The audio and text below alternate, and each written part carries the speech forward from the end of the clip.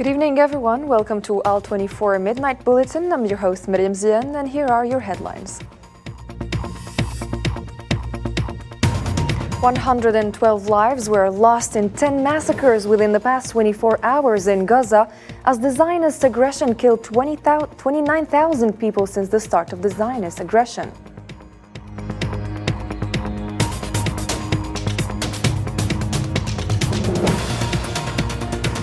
Al-Qassam brigades and Hezbollah pledged to intensify actions against Zionist occupation, standing firm despite the ongoing aggression.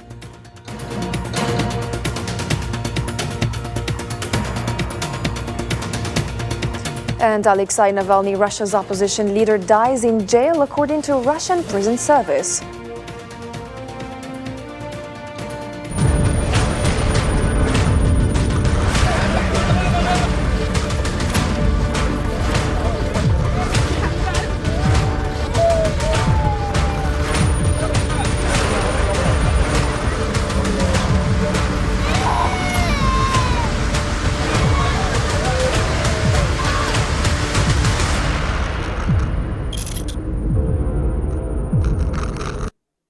Hello and welcome to the program again. Palestinian Health Ministry in Gaza said the occupation forces carried out 10 massacres, killing 112 people in the last 24 hours.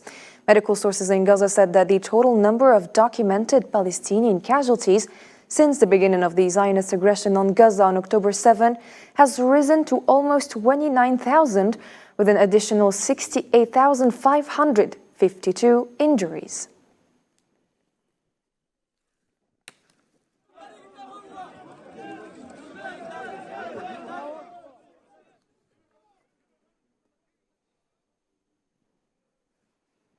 Gaza mourns as Rafah bids farewell to victims of occupation assault, with devastation encroaching upon refugee camps. Hospitals struggle to cope with the overwhelming influx of patients, further deepening the silence and pain amidst the horror of inhuman barbarism. Nabil Khazini has a report. Grief keeps overshadowing the scene in the Gaza Strip. It was another sad day here in Rafah. Broken hearts and crying eyes bid farewell to those killed in the occupation assault. Rafah is not safe. Everywhere in the Gaza Strip is a target. Don't say that Rafah is safe. From Beit Hanun to Rafah, it is all dangerous. There is no safety at all. Don't say that there is. Safety is only with God. But here, there is no security at all. These before and after images show how dense the Rafah refugee camps have become. Some 1.5 million people are here to look for safety, but they found no safety at all. War is beneath every home, and devastation is approaching every tent sheltering civilians in Gaza. Hospitals, already under pressure, are struggling to cope with the rising number of victims. This field hospital receives between 600 to 700 patients per day, 3 times more than its initial capacity. Just established field hospitals, when they opened, they expected to have 200 patients per day. Very quickly, they received between 600 and 700 patients a day, of which 40% is trauma. Trauma is by far the biggest component. Even in the short period we have been the last hour, we saw a number of ambulances rushing in with the most severe trauma cases.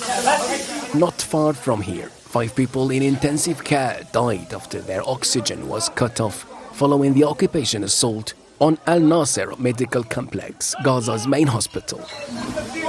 There are few words in moments like these, and what remains is only silence and pain in the face of the horror of this inhumane barbarism. The Palestinian Hamas resistance movement said that the allegations of the Zionist occupation army spokesman regarding the use by the resistance of the Nasser Medical Complex and Al-Amal Hospital in Khan Yunis for military purposes, and his claim that members of the resistance were arrested there, are a new lie he is telling to justify the war crime and the blatant violations against hospitals and the health sector in the Gaza Strip, as he put it. Hamas added in a statement that such allegations are part of the efforts of the defeated occupation army to put health facilities out of service as part of its government's terrorist policy by targeting civilian buildings in the Gaza Strip and continuing the war of extermination and displacement that it is waging against defenseless civilians.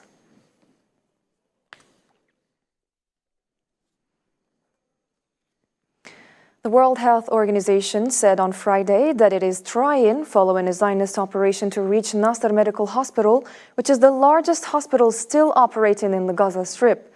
A World Health spokesman said that there are still patients and seriously injured people inside the hospital.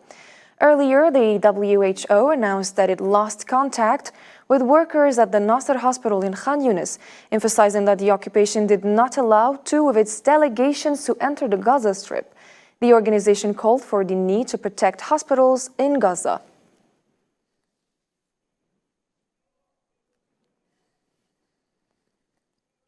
The Palestinian Red Crescent reported that occupation tanks targeted the second floor of Al Amal Hospital in Khan Yunis, causing extensive damage to two nursing rooms.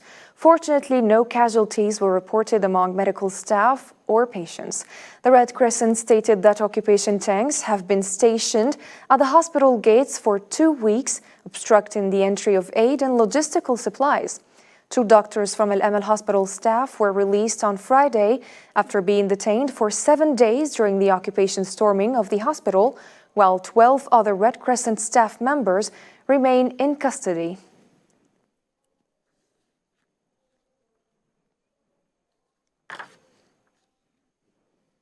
The United Nations Secretary General Antonio Guterres said that there was no justification for Israel's collective punishment of the Palestinian people in Gaza.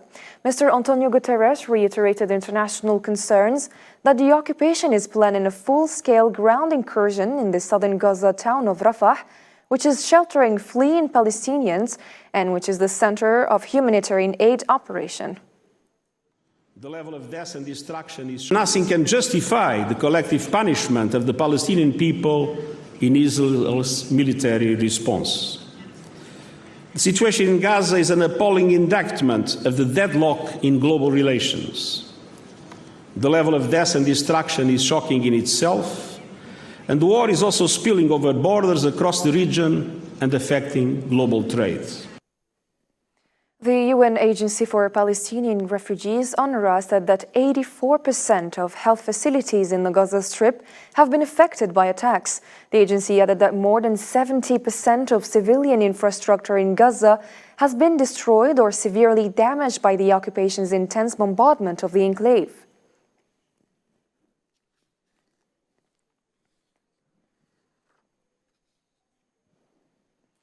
The military spokesman for the Al-Qassam brigades, Abu Ubaidah, said that the Al-Aqsa flood operation changed the situation of the region and marked the beginning of the end of the Zionist occupation, stressing that the Palestinian resistance has been facing for 5 months a Zionist U.S. war that failed to break the steadfastness of the Palestinian people. In an audio recording published by the Hamas movement on Telegram, Abu Ubaidah affirmed that Al-Qassam fighters and the Palestinian resistance continue to face a barbaric army, noting that the resistance is expanding and growing and continuing its battles on all fronts against the Zionist aggression. تواجه المقاومة الفلسطينية في غزة. The Palestinian resistance in Gaza is facing a Zionist U.S. war that remains incapable in front of a great and generous people that confront horrendous genocide and massacres, but never bow. Every time the enemy thinks that it is safe in a burnt part of the land, it is taken by surprise by our fighters as part of qualitative and deadly operations. And in parallel, the battles with our nation's forces and its resistance are continuing on all fronts. We don't want to count all the operations of Al-Qassam brigades as we announce them one by one round the clock. In addition, the ground conditions of some of our fighters in the battlefields delay the announcement of some missions. تؤخر الإعلان عن بعض المهام. Abu Ubaida added that the statements and figures issued by the Zionist entity about the alleged achievements are false propaganda that not even its closest friends and allies believe. He stressed that the occupation leadership ignored the fate of its prisoners and its army deliberately wounded and killed them. Let's take a listen. إننا لسنا معنيين في هذه المرحلة. We are not concerned in this stage with refuting in details all what the enemy's political and military leaders say or any alleged achievements on the ground and an imaginary decimation of military brigades. This disintegrated, conflicting and crisis-hit enemy doesn't enjoy the confidence of its closest friends, and not even its allies believe it. We warned tens of times of the danger besetting the enemy's hostages detained by the resistance and the losses among them since the beginning of the war, but the occupation leadership ignored the fate of its prisoners and its army deliberately wounded and killed them. قتل أسراه وإصابتهم. Palestinian Ministry of Foreign Affairs said that the Prime Minister of the occupation authority is kidnapping more than 2 million Palestinians and is treating them as hostages without providing them with what they need to survive, especially hundreds of thousands of them who are in the northern Gaza Strip live in real famine due to the ongoing invasion and siege. The ministry added in a statement on Friday that the occupation's Prime Minister does not miss any opportunity to overturn any step taken by his predecessors towards ending the occupation of the Palestinian state.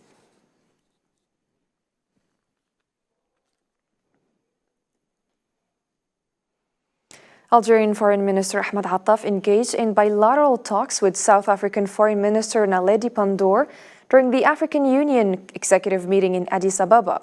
Discussions revolved around the ongoing war in Gaza, emphasizing the coordination of South Africa's judicial efforts at the International Court of Justice with Algeria's diplomatic endeavors at the UN Security Council. The emphasis lies in implementing temporary measures mandated by the court to halt Zionist aggression, safeguard civilians, guarantee unhindered humanitarian assistance, and seek a lasting solution in accordance with resolutions of the international legitimacy.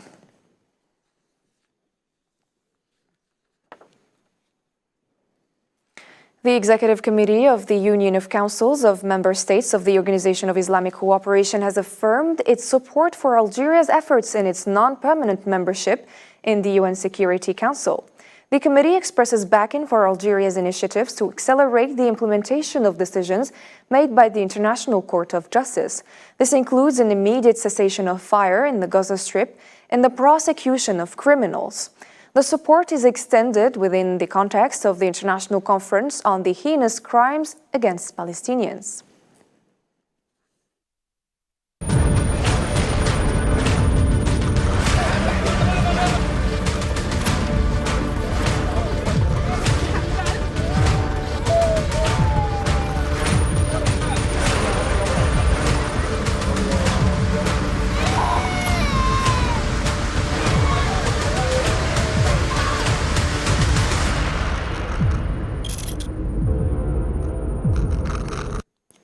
In other developments, Hezbollah signaled on Friday that it would escalate attacks on Israel in response to the international killing of several Lebanese civilians in South Lebanon.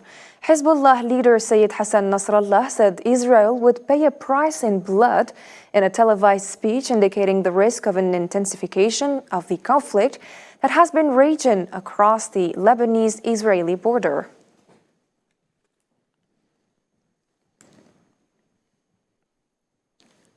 Lebanese caretaker Prime Minister Najib Mikati reiterated Lebanon's commitment to UN resolutions, urging Israel to implement them and cease aggression against the South while respecting Lebanese sovereignty. Mikati questioned the international community's actions to halt the prolonged aggression against Lebanon during his speech at the Munich Security Conference.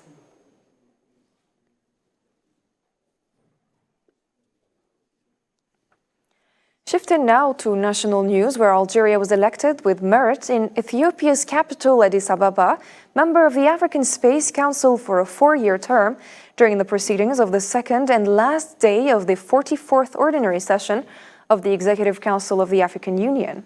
Algeria's candidate, Dr. Amin Mestar, Secretary General of the Algerian Space Agency, won the trust of the majority of African countries, participating in the vote, demonstrating their recognition of the efforts and the renewed commitment of the Algerian state to contribute effectively to transfer scientific and technological knowledge in Africa.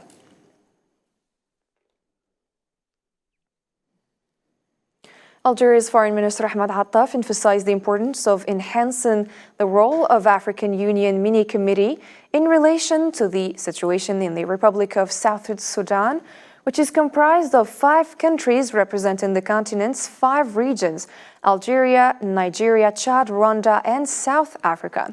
At the committee's ministerial meeting on Friday in Addis Ababa, Minister Attaf emphasized the expansion of the Mini-African Committee's operations and its outreach to South Sudan's internal parties. That our committee needs to enhance its engagement in support of the peace process in South Sudan.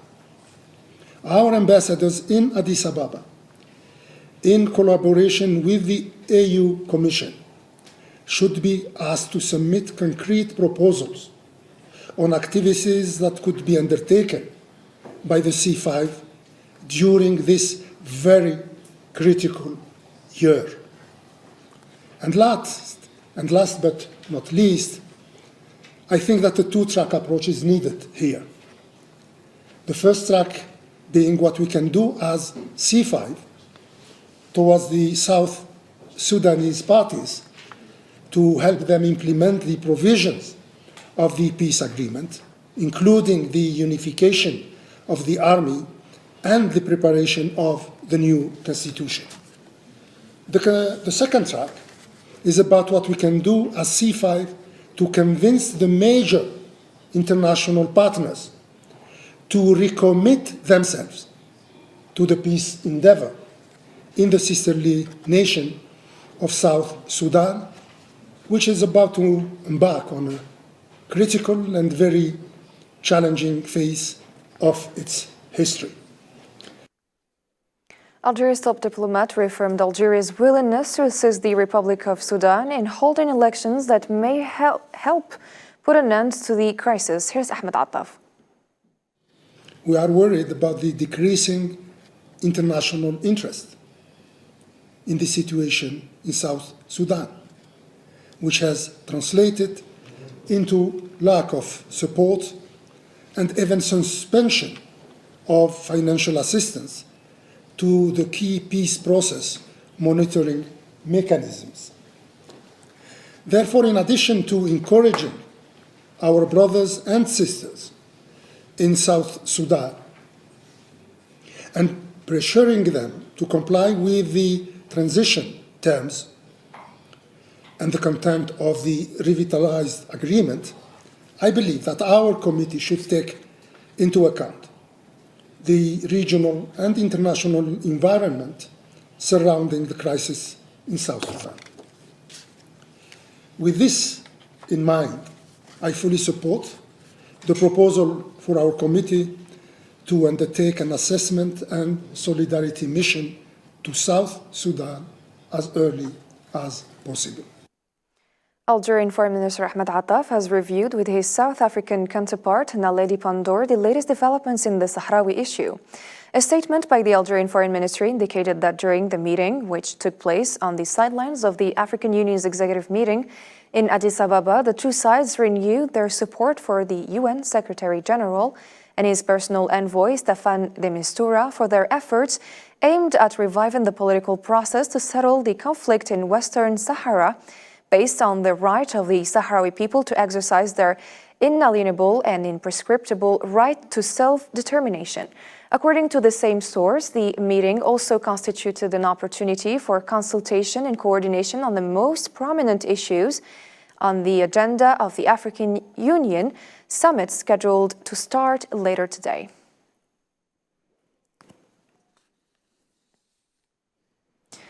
Experts unanimously agree that for the next 2 decades, global energy consumption will significantly increase and that of natural gas will increase more than any other kind of energy, thus serving the interests of producing countries such as Algeria, Qatar, and the United States. Marwa Bilaiwar.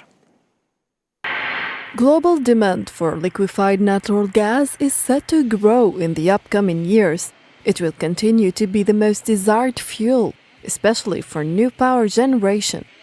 With the increasing demand of natural gas, LNG is emerging as an important source of natural gas and getting a second look as a fuel option in countries that produce it, such as Algeria, Qatar, and the United States.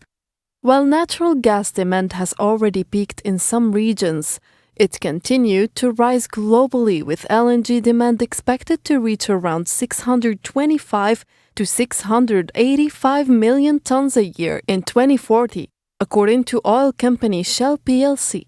In the US, the Federal Energy Regulatory Commission approved 2 projects to increase US natural gas export at a time when Biden's administration announced a pause on pending and future permits to export LNG, a move that was harshly criticized by global multinational energy corporations. However, most analysts saw it as an effort from President Biden to win over voters worried about environmental issues ahead of upcoming presidential election. China is likely to dominate LNG demand growth this decade, as its industry seeks to cut carbon emissions by switching from coal to gas. Algeria, for its part, is developing a plan to expand and spread over global markets in response to the growing demand for liquefied gas through Sonatrach Group. This initiative has resulted in Algeria's global presence, supplying a customer portfolio across 5 continents. In addition to changing the market, this geographic diversification meets the company's ongoing desire to enhance and broaden its customer base and uphold the reliability of its position in the global gas industry. UN Special Envoy to Libya Abdoulaye Bathily accused the nation's political actors of prolonging the crisis, emphasizing their reluctance to settle politically controversial matters. Houssam Berkan. UN Special Envoy for Libya issued a warning to the country's feuding political actors, stating that without the urgent formation of a unified government and progress towards election, the oil-rich North African nation could slide into disintegration. Abdoulaye Bathily urged all political leaders to set aside their self-interests, come together to negotiate, and reach a compromise to restore the dignity of their motherland. The government of national unity is yet to provide the budget for this very important process. In the first week of February, 11 High National Electoral Commission field offices in area under the administration of the HOR-appointed government were instructed to suspend their activity and close. During this Thursday briefing to the Security Council on Libya, Bathily stressed the importance of convincing military and security parties to participate in the political process for successful elections. The President of the High Council of State, Mr. Mohamed Takala, maintains his rejection of the electoral laws as published by the HOR, demanding to revert to the draft agreed upon by the 6+6 Joint Committee in Busnica. Emphasizing the need for a political settlement with a specific timetable, the UN envoy to Libya reiterated his opposition to any initiative that could fuel the conflict and endanger the lives of Libyans. I reiterate that progress on holding credible national elections is not possible without a political settlement amongst Libyan main institutional stakeholders. Abdoulaye Bathily's impassioned plea to Libya's political actors highlights the imminent danger of prolonging the crisis, urging a unified government and a commitment to elections.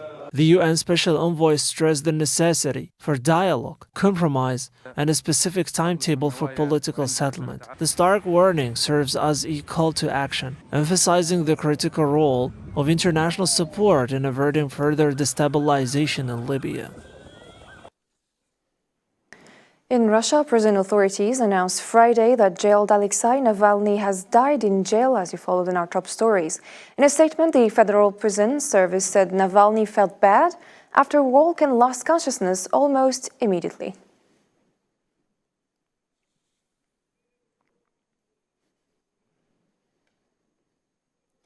To some sports news now. Algerian President Abdelmajid Tebboune congratulated on Friday the Algerian badminton team after winning the African Championship title in the Egyptian capital, Cairo. In a post on his personal account on social media, President Tebboune affirmed that winning the championship for the fourth time in a row is a great achievement, while extending his thanks to the players of the national team, as well as the technical and administrative staff, wishing them a successful journey in the future.